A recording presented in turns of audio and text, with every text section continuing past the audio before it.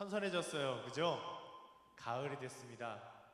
참 읽어보면 그런 것 같아요. 더웠던 시절도 추웠던 시절도 지나가고 지금은 딱 살기 좋은 계절이 왔습니다. 그죠? 예, 그런 걸 보면 솔로몬 왕의 그 지혜의 말이 생각이 나요. 이것 또한 지나가리라. 그죠? 다 지나갑니다. 그래서 좀 힘든 인생이라도 우리 힘내고 또 열심히 살 수 있었으면 좋겠습니다. 자, 우리가 계속 오늘 3주째죠? 느헤미야를 계속해서 보고 있습니다. 그죠? 그래서 처음에는 느헤미야가 자신의 민족들이 고통당하는 걸 보면서 가슴 아프게 기도했던 그 장면. 그리고 나서는 이제 왕에게 구했을 때 하나님께서 역사하셔서 그 모든 기도들이 다 이루어지게 해주셨던, 그래서 드디어 느헤미야가 이스라엘 땅으로, 예루살렘으로 올 수 있게 되는 그 장면까지 우리가 지난주에 이제 우리가 살펴봤어요. 그래서 오늘 우리가 읽었던 본문은 어떤 부분이냐면 드디어 이제 느헤미야가 이스라엘로 와서, 특히 예루살렘으로 와서 이제 무엇을 시작하게 되는가라고 하는 그 장면입니다. 자, 그러면서 오늘 우리가 이 본문을 같이 한번 살펴볼 텐데요. 그렇다면 느헤미야가 이 예루살렘에 도착해서 몇 개월을 지나서 동안 걸려가지고 온 이 예루살렘에 와서 제일 먼저 한 일은 무엇이었던가 우리가 보면은 11절을 보면 11절 12절을 보면 내가 예루살렘에 이르러 머무른 지 사흘 만에 라고 얘기합니다. 이 사흘 만에 라고 하는 것은 되게 짧은 시간이에요. 여행이 되게 길기 때문에 6개월 이상 걸리는 여행이기 때문에 그 여행 동안 하고 난 다음에 사흘만 쉰다라는 건 이 사람이 거의 쉬지 않았다라는 말과 동일한 거죠. 쉬는 게 중요한 게 아니라 이 사람은 와서 이제 성벽을, 아니 자기가 원하는 그 일들을 시작하는 게 중요했기 때문에 이 사람은 바로 시작을 합니다. 그런데 이 사람이 되게 재밌는 게 12절을 우리가 같이 한번 읽어볼게요. 시작. 내 하나님께서 예루살렘을 위해 무엇을 할 것인지 내 마음에 주신 것을 내가 아무에게도 말하지 아니하고 밤에 일어나 몇몇 사람과 함께 나갈새 내가 탄 짐승 외에는 다른 짐승이 없더라. 자, 우리가 멀리서 그 왕의 그 이름을, 그 명령을 가지고 사람이 왔어요. 그러면 대부분 보통 사람들은 어떻게 해요? 환영식을 하죠. 그죠? 환영식을 하고 막 대대적으로 무엇인가를 이렇게 알리고 막 떠벌리게 되는 그런 일들을 하게 마련입니다. 그런데 이 느헤미야는 그러질 않아요. 사흘 만에 움직였는데 자기가 뭘 하고 뭘 할 건지, 왜 움직이는지 아무에게도 얘기를 하지 않습니다. 그리고 밤에 움직였어요. 아무도 모르게. 몇몇 사람, 자기의 측근과 아주 몇몇 사람들만 데리고, 그리고 그 사람들이 조용하게 기척을 안 내기 위해서 느헤미야만 말을 탔다라고 얘기를 합니다. 다들 조용하게. 그리고 나서 이 조용하게 이 사람이 한 일은 뭐냐면 바로 자기가 이제 재건해야 하는 예루살렘 성벽 주위를 돌기 시작합니다. 관찰하기 시작하는 거예요. 이 도대체 예루살렘 성벽이 어떻게 돼 있나, 얼마나 망가져 있나, 어디서부터 어떻게 이것을 재건해야 되는지를 찾기 위해서 이 사람이 이제 그 예루살렘 성벽 주위를 돌기 시작해요. 그런데 우리가 13절하고 14절을 우리가 같이 한번 읽어보도록 하겠습니다. 시작. 그 밤에 골짜기 문으로 나가서 용종으로 분문에 이르는 동안에 보니 예루살렘 성벽이 다 무너졌고 성문은 불탔더라. 앞으로 나아가 샘문과 왕의 못에 이르러서는 탄 짐승이 지나갈 곳이 없는지라. 이걸 봤더니 진짜로 예루살렘 성벽이 다 무너졌다, 완전히 폐허가 돼 있다라는 얘기예요. 짐승이 지나갈 길이 없다라는 거는, 이게 사람보다 이 말이 어디든지 더 가기가 쉽잖아요. 그런데 그 말마저도 갈 수가 없을 정도로 아예 길, 뭐 통로 같은 건 보이지도 않게 모든 걸 다 무너져 버렸다. 정말 폐허가 돼 버렸다라는 그런. 느헤미야는 밤에 아무도 모르게 시차를 이 사람들, 거기 있는 사람들 다 끌고 다니면서 이렇게 다 볼 수 있었어요. 그것도 밝은 낮에. 하지만 느헤미야는 아주 조용한 밤에 자기의 측근들만 데리고 그 성벽을, 무너진 성벽을 관찰하기 시작합니다. 왜 그랬을까요? 첫 번째, 이 사람이 그 조용히 그렇게 성벽 자체를 돌았다는 것은 사람들이 많으면 그 성벽 자체를 자세하게 관찰할 수가 없다는 거예요. 그리고 사람들이 많으면 그 성벽을 보는 일보다 그 사람들과 인사하고 뭐 그 사람들의 얘기를 듣고 하는 그런 여기 때문에 오히려 이 성벽의 전체를, 이 해야 하는 일의 전체를 파악하는 것 자체가 어려웠다라고 하는 것이죠. 그래서 우리가 첫 번째 이 느헤미야에 오자마자 느헤미야가 이 성벽을 돌아보고 성벽을 재건하기 위한 규모를 파악하는 일을 통해서 우리가 첫 번째 바라볼 수 있는 것은 바로 무엇이냐면, 우리가 우리의 현실을 제대로 파악하는 것이 참 중요하다는 거예요.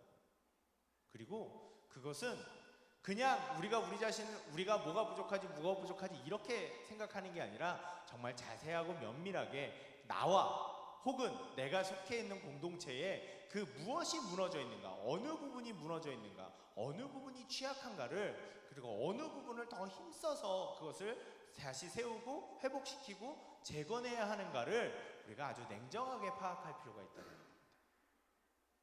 그래야 우리 삶에 악순환이 없어집니다. 우리는 스스로 우리 자신에게 있어서 뭐 어떤 부분이 내가 취약하고 어떤 부분을 잘 못하고 또 어떤 거는 잘하고 라는 걸 우리가 대충 파악할 수 있어요. 대충 알고 있을 수 있어요. 하지만 여러분, 우리는 때로는 우리 스스로를, 나를, 아니 우리 공동체를 알고 있다고 생각하지만 진짜로 잘 모를 때가 많이 있습니다. 나 자신도 내가 모를 때가 많이 있어요. 그래서 내가 나를 개선하고 싶고 나를 재건하고 싶고 나를 회복하고 싶어도 그거 자체가 되게 어려울 때가 있죠. 왜? 나를 잘 모르니까. 내가 뭘 정작 회복해내야 되고 내가 뭐를 다시 내 안에서 강하게 만들어야 되는지 나 스스로가 모르고 있을 때가 너무 많다는 겁니다. 그래서 막상 내가 잘해보자, 다시 해보자, 회복해보자, 뭐 하나님 앞에서 내 신앙을 다시 회복해보자, 아니면 내가 하는 일들을 다시 한번 열심히 해보자, 공부를 해보자, 노력을 해보자, 이렇게 얘기를 해도 정작 어디에서부터 어떻게 무엇을 해야 될지 몰라서 말만 하다가 에이 하고 다시 돌아가게 되는 경우가, 흐지부지 해버리는 경우가 너무 많다는 거예요. 느헤미야도 성벽을 재건하겠다는 아주 굳센 사명을 가지고 여기에 왔지만 어디서부터 어떻게 일을 시작해야 될지 모르면 그냥 큰 구호로 떠벌리다가 흐지부지 하게 될 그런 일들로 바뀌어질 수 있다는 겁니다. 그것을 위해서 느헤미야는 아무도 모르게 자신의 눈으로 확실하게 확인하기 위해서 그 밤에 시차를 나갔던 겁니다. 그래서 우리 여러분, 우리에게는요 항상 우리를 돌아보는 시간이 필요합니다. 나를 돌아보는 시간이 필요해요.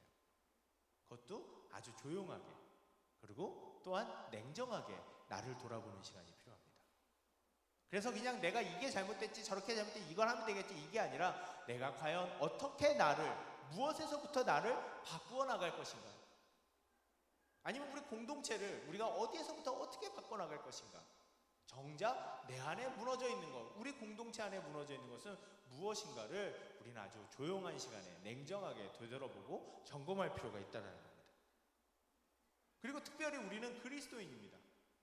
그리스도인인 우리로서는 우리의 삶의 부분, 회복해야 되는, 고쳐야 되는 그 부분들을 무엇으로 점검할 필요가 있을까요? 우리는 말씀으로 점검할 필요가 있습니다. 그래서 우리가 말씀을 읽는다는 것은 그냥 단순히 하나님 앞에서 은혜를 받는다라는 그런 시간으로 생각할 수도 있겠습니다만, 나 자신을 말씀에, 그 말씀의 거울에 비춰서 내 부분에 잘못된 것들이 무엇인가를 발견하고 그 발견한 것들을 그대로 내버려 두는 것이 아니라 다시 한번 내가 이것을 알게 되었으니 내가 새로운 삶을 살겠다, 이것을 알게 되었으니 내가 새롭게 도전하겠다, 이 부분이 나에게 있어서 고쳐져야 되는 부분이구나 라는 것을 알고 새롭게 시작하는 부분, 바로 그 말씀의 묵상의 시간이 그런 부분이기도 하다는 것이죠. 그렇기 때문에 우리에게 있어서 항상 말씀을 통해서 나를 되돌아보는 시간, 말씀을 통해서 나를 성찰하는 시간, 그 성찰을 통해서 새롭게 변화될 수 있는 그 기회를 맞이하는 것이 우리에게는 정말 중요합니다.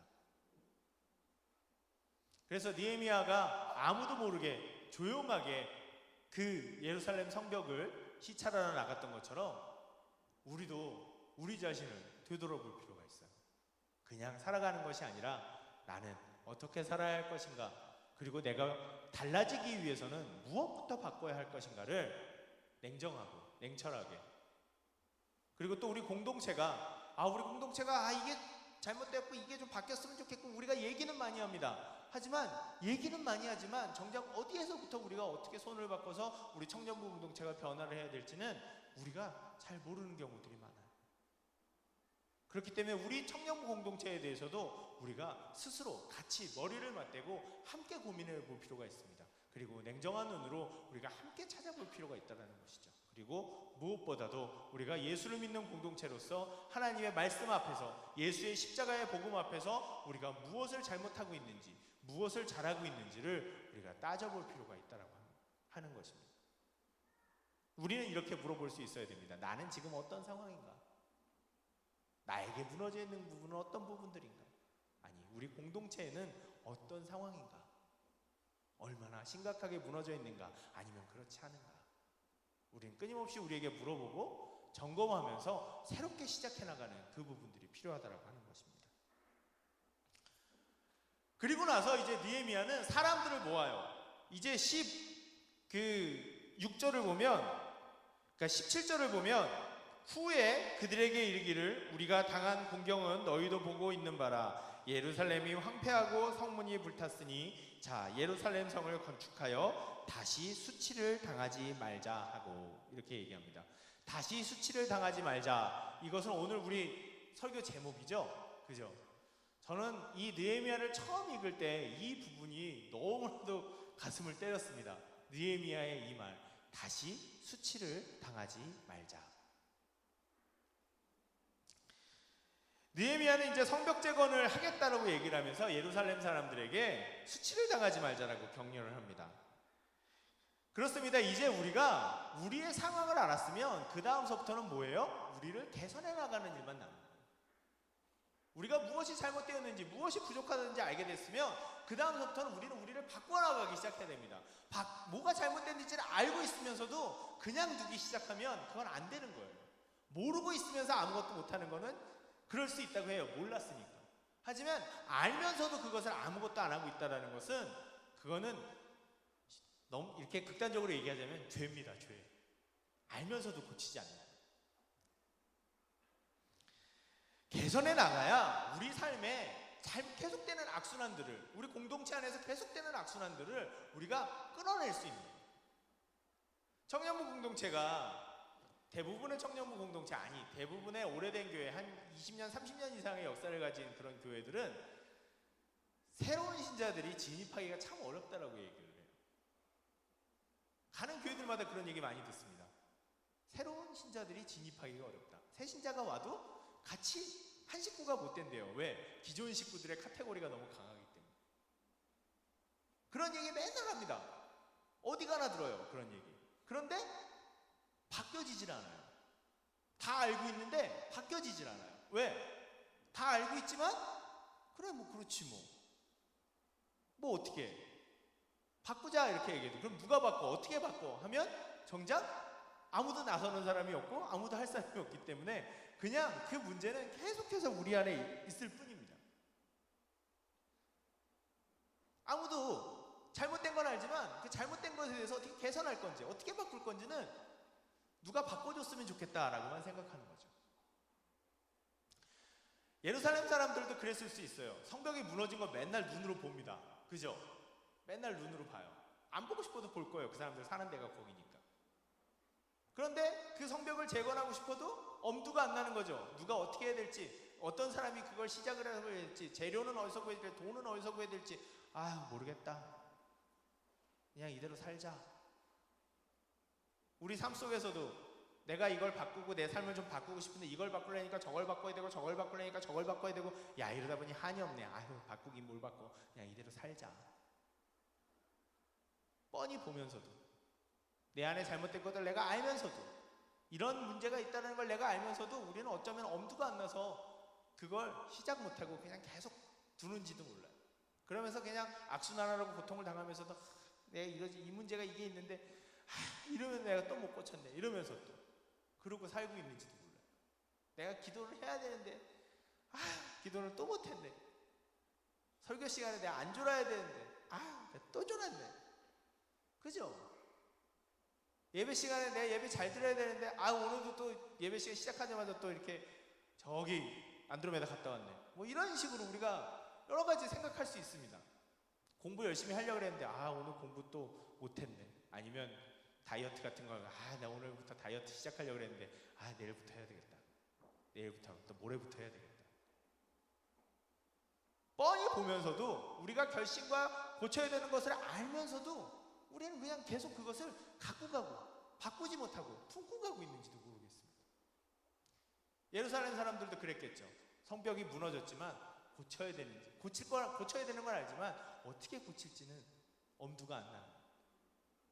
그런데 느헤미야가 왔어요. 느헤미야가 와서 성벽을 재건하자, 다시는 수치를 당하지 말자라고 얘기했을 때 저 사람이 모르는 소리 한다 라고 얘기했을 수도 있어요. 그렇지만 그때 느헤미야가 사람들에게 해준 얘기가 있습니다. 18절 우리가 같이 한번 읽어볼게요. 18절 우리가 같이 한번 읽어보겠습니다. 시작. 그들에게 하나님의 선한 손이 나를 도우신 일과 왕이 내게 이른 말씀을 전하였더니 그들의 말이 일어나 건축하자 하고 모두 힘을 내어 이 선한 일을 하려 하매. 아멘. 느헤미야가 이 예루살렘에 살던 사람들에게 했던 얘기는 두 가지입니다. 첫 번째는 뭐예요? 하나님이 자기를 도와준 것. 자기가 오기 전에 열심히 하나님 앞에서 기도했더니 하나님이 그 기도에 응답하셔서 어떻게 해요? 자기를 술 맡은 관원으로 만들어 주셨고, 술 맡은 관원에서 왕의 모든 허락을 받고서 재정과 재료와 권한까지 가지고선 이 유다 땅으로 와서 예루살렘 성을 재건할 수 있게 됩니다. 그리고 왕이 공식적으로 문서를 써서 허락을 해줬습니다. 예루살렘 성을 재건하라. 그 모든 얘기를 해줬어요. 그랬더니 느헤미야가 그냥 혼자 와서 성벽을 재건하자 한 게 아니라 분명히 될 수 있는 환경을 가지고, 그리고 이렇게 하나님이 우리를 도와주실 거다라는 그걸 가지고 사람들에게 온 거예요. 그랬더니 그게 바로 사람들에게 용기를 주기 시작합니다. 사람들에게 희망을 주기 시작합니다. 그래서 이 사람들이 일어나 건축하자 구호를 외치면서 모두 힘을 내어 이 선한 일을 하려 하기 시작했다. 우리가 첫 번째 알아야 될 것은 바로 무엇이냐면 항상 하나님의 말씀을 통해서 우리는 용기를 얻을 수 있어야 된다. 느헤미야가 뭐예요? 첫 번째 하나님께서 나를 도우신 일을 얘기했다. 지난주에도 제가 얘기했습니다만 성경은 바로 우리에게 뭐라고요? 이그젠플이라고. 하나님의 사람들이 어떻게 하나님의 도우심을 입으며 살아왔는지를 우리에게 알려주는 거예요. 말씀을 읽을 때 우리도 깨닫게 됩니다. 하나님이 이렇게 사람들을 도와주시는구나. 느헤미야를 보면서도 알지 않습니까? 이렇게 일들을 행해 나가시는구나. 나도 그렇게 될 수 있겠다. 그리고 두 번째, 우리가 또 서로에게, 또 우리 자신에게, 서로에게 우리가 해야 되는 것은 하나님께서 나를 도와주셨던 그 경험들을 나뿐만 아니라 나 스스로에게도 나눌 수 있지만 다른 사람들에게도 나누기 시작하는 겁니다. 나 스스로에게는 어떻게 하나님이 나를 도우셨다는 걸 나눌 수 있어요? 기억해내는 겁니다. 우리 삶이 어려웠을 때, 우리 삶이 고달팠을 때 내가 하나님 앞에 기도했고 하나님 앞에 울었을 때, 하나님 앞에 내 마음의 모든 것들을 내놓고 도움을 구했을 때, 그때 하나님이 나를 어떻게 도와주셨던가, 그때 하나님이 나에게 어떻게 응답하셨던가, 그럼 그때 그 응답하셨던 하나님이 오늘 나에게는 또 어떻게 응답하실 것인가, 그걸 기억해내는 겁니다. 예전에 살아계셨던 하나님이 지금은 돌아가셨을까요? 예전에 나에게 응답하셨던 하나님이 지금은 응답하시지 않을까요? 아니요, 그렇지 않습니다. 우리의 믿음의 과거를 되짚어 보세요. 적어도 한두 번 이상 하나님이 나와 함께 하셨다라고 생각했던 그 생각들을, 그 기억들을 다시 끄집어내 보세요. 그때 하나님이 나를 어떻게 도우셨는가? 그러면 지금도 그 하나님이 우리의 삶의 문제 속에서 나를 어떻게 도우실 것인가, 그리고 하나님이 나를 도와주실 것이라는 그 믿음이 우리 안에서 다시 살아나기 시작합니다. 그리고요, 여러분, 칼바르트라는 신학자가 그렇게 얘기했어요. 우리가 성도들에게 내가, 아니면 우리 자신들이 다른 성도들에게 줄 수 있는 가장 큰 선물은 무엇인가? 가장 큰 선물은 바로 내가 받은 은혜, 내가 나에게 허락하신 하나님의 은혜를, 하나님께서 나를 도와주셨던 그 일들을 바로 사람들과 나누는 거예요. 그걸 간단한 말로 간증이라고도 얘기를 합니다. 간증은 어떻게 보면 자기 자랑처럼 보일 수도 있어요. 그죠? 하나님이 나한테 이거 해주셨고 저거 해주셨고 막 이렇게 들으면 아이고 자랑하고 있네, 그래 너 잘났다 뭐 이렇게 생각할 수도 있겠지만, 그게 아니라 바로 나를 도와주신 하나님이 당신도 그렇게 도와주실 거다라는 얘기인 거예요. 하나님은 나를 이렇게 도와주셨기 때문에 분명히 지금 살아계신다.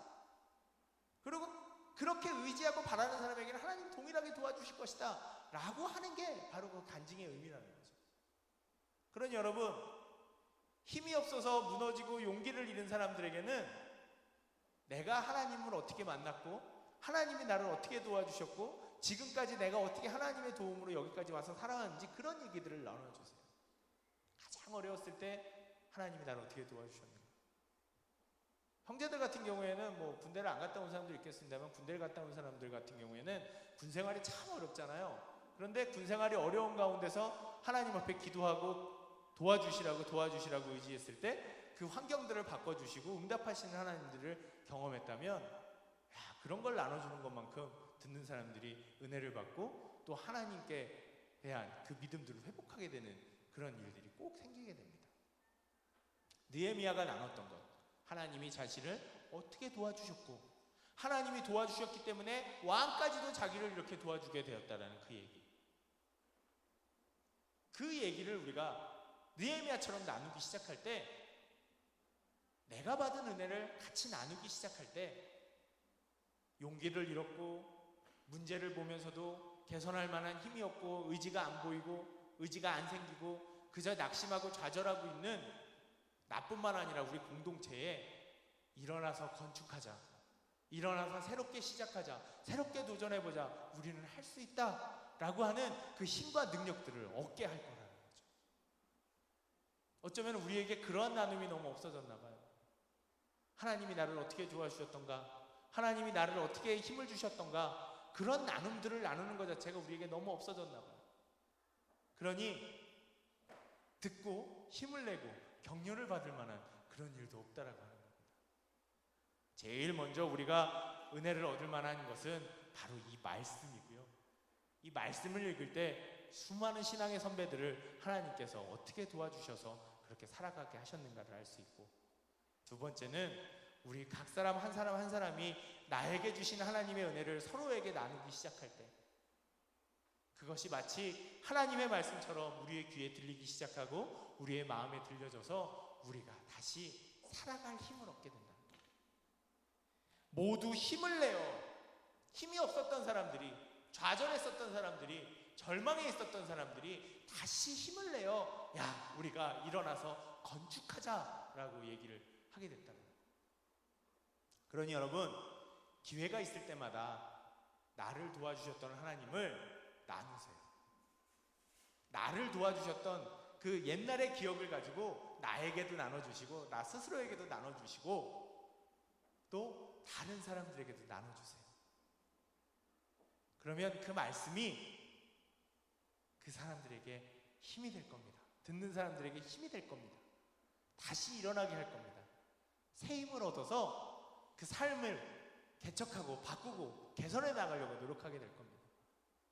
그리고 우리 공동체 안에 있는 문제도 그냥 뻔히 보면서 저게 문제야 라고만 얘기하는 게 아니라 우리가 같이 그것을 바꾸어 나갈 수 있게 될 겁니다. 하나님이 선한 손이 우리를 도우시고, 그리고 그것을 통해서 우리의 마음에 용기가 생기게 되어질 거라는 거죠. 하나님께서 우리에게 주시는 가장 큰 은혜 중에, 물론 여러 가지 은혜가 있습니다만, 저는 하나님께서 우리 삶에 주시는 은혜 중에 가장 또 좋고 좋은 것은 하나님께서 사랑을 통해서 내가 너를 사랑한다 라는 말을 통해서 우리에게 용기를 주시는 거라는 거죠. 용기는 삶에서 참 중요합니다. 왜요? 용기는 두려움을 이기고 나갈 수 있게 해주거든요. 용기를 내자라고 하는 건 앞에 상황이 아무리 절망적이라도 그걸 이겨내자라는 말과 똑같아요. 용기라는 감정은 그런 겁니다. 그런데 그 용기는 어떨 때 제일 많이 나오냐면, 야, 내가 너랑 같이 있으니까, 너 혼자 아니니까 우리가 힘을 합쳐 같이 해보자 라는 그 말에서 제일 용기가 생겨요. 나 너 혼자 아니야, 내가 도와줄게, 내가 너랑 함께 할게, 같이 해보자 라는 이 말, 내가 널 도와줄게, 이 말에서 사람들의 마음속에서는 가장 용기가 솟아나오기 시작합니다. 그런데 하나님이 항상 우리에게 뭐라고 말씀하신다고요? 여러분, 하나님이 우리에게 가장 뭐라고 말씀하신다고요? 하나님은 항상 우리에게 그렇게 말씀하세요. 내가 너를 사랑하고 내가 너와 함께 있다. 내가 너의 힘과 능력이다. 그러니 우리가 같이 하자. 하나님이 우리에게 제일 주시는 것은 뭐예요? 사랑을 통한 용기입니다. 그러니 여러분, 용기를 잃었고 마음이 두렵고 좌절하고 낙담하신 분들은 다시 한번 나를 사랑하시는 하나님의 사랑을 기억하시면서 용기를 얻으시기 바랍니다. 그래서 삶에 여러 가지 어려움들이 있어도 그냥 넘어지고 무너져 있는 것이 아니라 용기를 얻어서 다시 일어날 수 있기를 바랍니다. 그래서 우리 삶의 어려운 부분들을 굳세게 일어나 건축하자, 다시는 수치를 당하지 말자라고 했더니 사람들이 그래, 우리가 일어나 건축하자라고 얘기하면서 힘을 얻었다라고 얘기를 합니다. 여러분, 우리가 우리 삶에서 악한 결과를, 잘못된 결과를 또 얻으면서 또 하면서 고민하고 슬퍼하는 그런 일들을 우리가 다시 겪지 맙시다. 바꿔봅시다. 내 인생에 다시는 수치를 겪어보지 맙시다. 우리 공동체 안에서 다시는 똑같은 것으로 우리가 아파하고 슬퍼하지 말아봅시다. 바꾸어 봅시다. 우리가 그렇게 하나님을 의지하고 노력하기 시작하면 하나님의 선한 손이 우리를 도와주실 겁니다. 분명히 도와주실 겁니다. 그런데 마지막으로 우리가 뭔가 결심을 하고 바꿔보자, 새롭게 해보자 라고 얘기했을 때 그것에 대해서 들리는 소리가 있어요. 그게 바로 무엇이냐면, 야, 니들 해봤자 안 돼 라는 말입니다. 우리가 19절을 같이 한번 읽어볼게요. 19절 같이 한번 읽어보도록 하겠습니다. 19절 읽어볼게요. 시작. 호론 사람 산발락과 종이었던 암몬 사람 도비아와 아라비아 사람 겟셈이 이 말을 듣고 우리를 업신여기고 우리를 비웃어 이르되 너희가 하는 일이 무엇이냐, 너희가 왕을 배반하고자 하느냐 하기로. 이 세 사람, 호론 사람 산발락과 암몬 사람 도비아와 아라비아 사람 겟셈, 이 세 사람은요 느헤미야 끝까지, 거의 종반부까지 나와요. 근데 이 사람들이 누구냐면 계속해서 조직적으로 느헤미야의 일을 방해하고 성벽 재건을 방해하고 결국은 느헤미야를 죽이려고까지 하는 사람들입니다. 계속되는 방해자라는 거예요. 이 사람들이 제일 첫 번째 했던 말이, 야, 니들이 하는 일이 뭐냐, 야, 니들 지금 왕을 배신하고 반란을 도모하려고 하는 거냐, 야, 니들 그러면 안 돼, 그러니까 그 일 하지 마, 이렇게 얘기를 하기 시작합니다. 시작도 하기 전에 이 사람들이 와서 사람들의 결정과 그 개선하려고 노력들을, 의지를 꺾으려고 하고 있죠. 그렇지만 느헤미야는 뭐라고 얘기합니까? 20절을 보면 그의 종들인 우리가 일어나 하늘의 하나님이 우리를 형통케 하시리니 그의 종들인 우리가 일어나 건축하려니와 오직 너희에게는 예루살렘에서 아무 기업도 없고 권리도 없고 기억되는 바도 없다 하였느니라, 이렇게 얘기합니다. 그 사람들의 해도 안 될 거야, 야, 니들 하는 거 잘못된 거니까 니들 하지 마, 그런 고치려고 하는 노력들도 하지 마 라고 하는 그 말에 대해서 느헤미야는 단호하게 거절합니다. 아니야, 우리는 할 거고 우리가 하는 일을 하나님께서 형통하게 해주실 거고 니들이 그렇게 얘기해봤자 아무 소용도 없다, 이렇게 얘기를 합니다.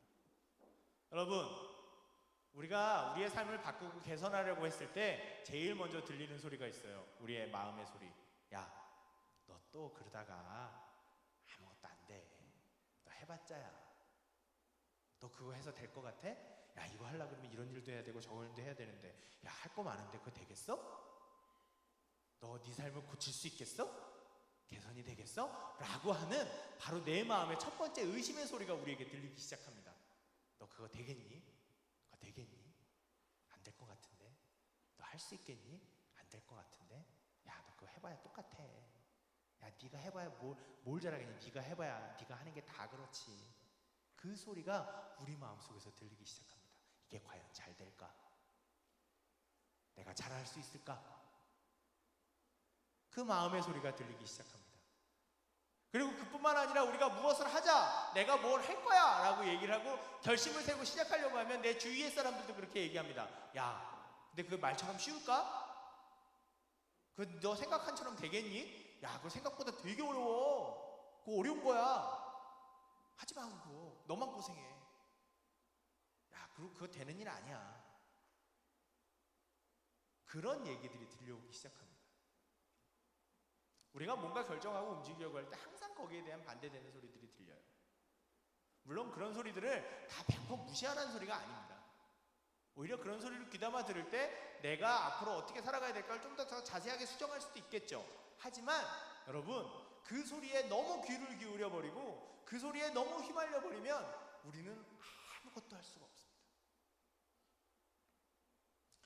어떤 것이든지 우리가 바꿔나가고 새롭게 좋은 것으로 개선해 나가려고 할 때는 환경에 어려움이 없을 수가 없어요.